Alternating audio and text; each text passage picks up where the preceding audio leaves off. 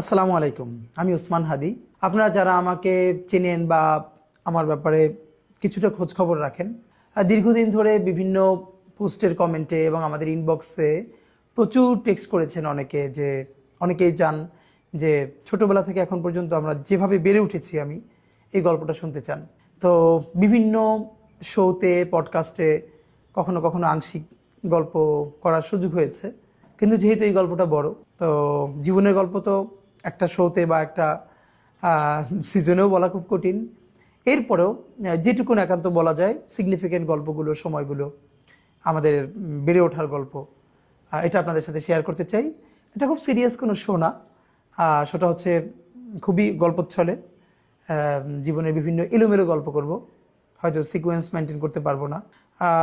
আমার ধারণা বেশ কিছু গল্পের ছোট ছোট সূত্র ধরে আপনাদের সাথে যখন রাস্তাঘাটে দেখা হবে বা অনেক বড় গল্পের সুযোগ হবে, তখন এই গল্পগুলোকে ধরে আমরা আরও লম্বা গল্প করবার সুযোগ পাবো এবং আপনাদেরও জীবনের গল্প শুনতে পাবো। কারণ ব্যক্তিগত পাঠক হিসেবেও আমার লাইফের সব থেকে আমার পছন্দের জনরা হলো অটোবায়োগ্রাফি। যত মানুষ আছে, যত কবি, সাহিত্যিক, লেখক, তাদের অটোবায়োগ্রাফি পড়া আমার জন্য অত্যন্ত পছন্দের। সুতরাং আজকে আমি যে গল্পটা বলছি অটোবায়োগ্রাফির মতো করে, আশা করি আপনাদের ভালো লাগবে। আমার জন্ম 1993 সালে ঝালকাঠি জেলার নলছিটিতে, যেটা বৃহত্তর বরিশালের অংশ। আমার আব্বা আমার নলছিটি উপজেলা শহরের মাদ্রাসার ভাইস প্রিন্সিপাল ছিলেন এবং শহরের খুবই বহুল পরিচিত মসজিদ খাসমহল জামি মসজিদের ইমাম ও খতিব ছিলেন। আব্বা ইন্তেকাল করেছেন 2012-তে, এবং আব্বা যখন ইন্তেকাল করেন তখন ধর্মীয় ঘরানার বাইরে অনেকগুলো সামাজিক সংগঠনের সভাপতি ছিলেন।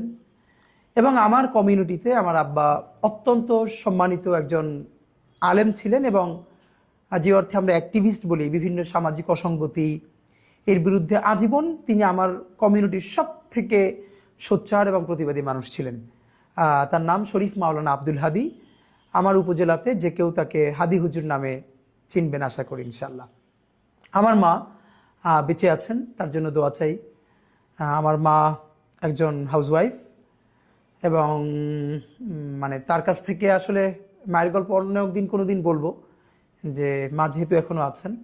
আব্বার গল্প বেশি বলি এই জন্য, বিভিন্ন জায়গায় যে আব্বা নাই, তো যে যখন থাকে না তার অনুপস্থিতি বেশি টের পাওয়া যায়।